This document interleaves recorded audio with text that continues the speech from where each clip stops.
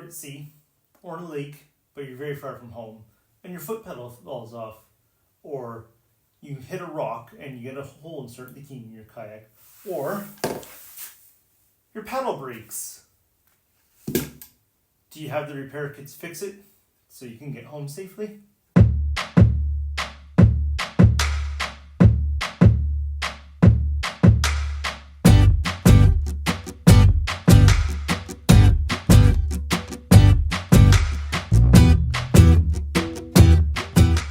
Today we're going to talk about this repair kit. This is in my kayak. It is right behind my seat in the back compartment, and if I ever need it, it's relatively easy to get to, and it's full of a whole bunch of stuff that can be used for fixing things either on the water or off, depending on the situation. So let's find out what's in it and what can you put in your repair kit, because you should have a repair kit. You should have something for your kayak so that you can deal with things when you need to. And not only in this, but you need to think about what's put in your PFD or life jacket as well. But today, we're going to focus on this right here and what's in it. To start, this container is from IKEA. Here, look, IKEA right on the bottom. So it's just a little plastic container. It seals, has a rubber seal here, so everything inside is going to stay dry, and it's going to be pretty resilient because it's plastic, but it's also cheap, and it's a good size for housing my repair kit. So I've even got a little bit of room left, so if I need to jam more stuff in here, I can, and I might. This is a work in progress. I'm pretty happy with it where it is, but I might add things or remove things down the road as I figure out what's useful and what's not. So let's open it up, and let's take a look. Alright, first things first. These things double as survival tools as well. This is fire. Really hot little flame. You got about a 30-minute burn time in this thing. You do have to refuel it periodically, but this thing will be highly useful anytime you need heat or you need to start a fire. Maybe we'll get some more uses for this after. And then here I've got a knife. This one is the Sword peasant knife. And the nice thing about this one is I can also use this if I have one of those flint and tinder things and strike on the back of this in order to start a fire. So it gives me that, plus, it's a knife, it's useful. You need something like that in your kit. I also keep a Swiss Army knife in my PFD, so I have redundancy for knives. Swiss Army knife has a bunch of tools that obviously this straight knife does not have. Next up, a microfiber cloth. See, you need to be able to dry things, especially if you have to use adhesive.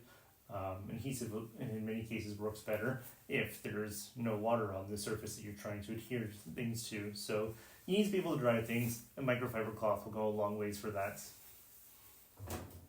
This right here is a little roll of duct tape. It's about 5 meters, so it's pretty small. No, it's not. I didn't wear this down from a full size. I wanted this size. And I actually ended up in a situation with a broken paddle.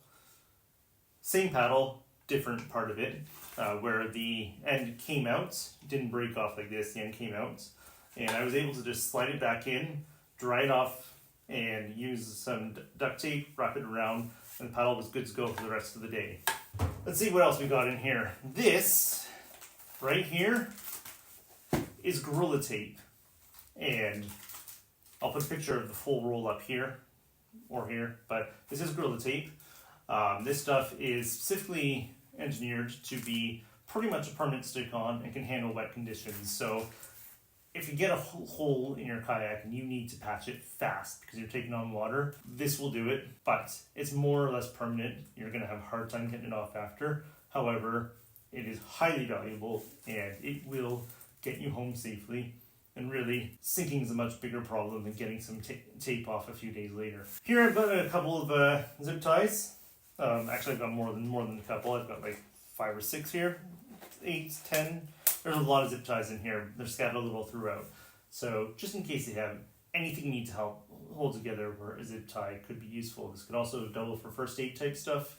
And if you need to work with a splint or something. Just a great multi-purpose way to hold things. And of course, if you're in cold water conditions, you need to be aware of your gear as well. It's not just your kayak that can fail.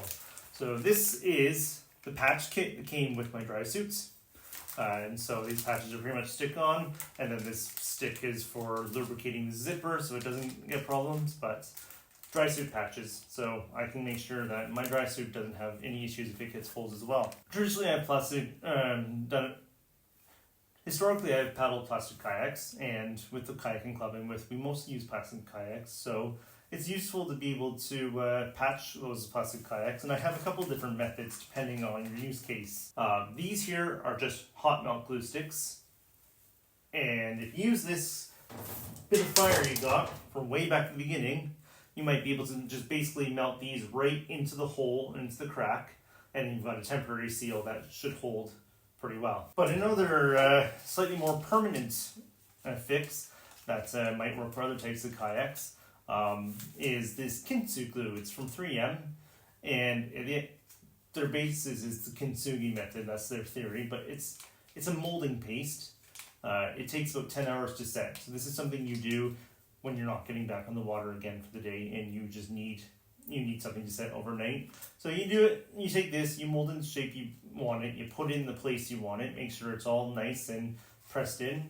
And then you go to bed, and the next day you can keep paddling. This stuff will be cured by that point. So I've got 3 of those because I'm not likely to use those ones anytime soon, but I bought them out of curiosity and just why not leave them in the kit. Bungee cords. I have 2 different sizes here. There's like 4 cords, a longer one and a shorter, 2 long ones, shorter ones. Those ones pair with the garbage bag. And this is a big, heavy-duty garbage bag. So you lose a hatch. What do? Your hatch is going to fill with water. You're going to be in trouble. Or you can put garbage bag on, bungee it down, and I have different size hatches. That's why I have 2 different sizes of these. So bungee it down. That will keep your hatch dry and secure until you can get a hold of a replacement hatch cover. Or say if your hatch cover breaks or something like that. Point being, you have an ability to keep your hatches sealed when your hatch covers fail or disappear. So that's what these are for, primarily. And I wasn't kidding about having a lot more of these zip ties. Bonus, this will also double as a bivy bag. So if you end up being stranded in a wet environment and you need to stay warm or stay dry or something, you can sleep in this thing. And I mean, don't put your head in here, but put the rest of your body in. And you can sleep in this thing, and that should help keep you safe for one night or something until you can get yourself out of the situation. Whether that's getting help or paddling back, I don't know. Other things that might go in a kit that I don't have could be some kind of multi-tool screwdriver for dealing with your seat and stuff like that, if you have screws in your kayak. If you have a fiberglass kayak, you might have a fiberglass and epoxy kit that you can use. One of those little 2-part epoxy tubes that you can mix up would be great in multiple cases, not just for fiberglass kayaks.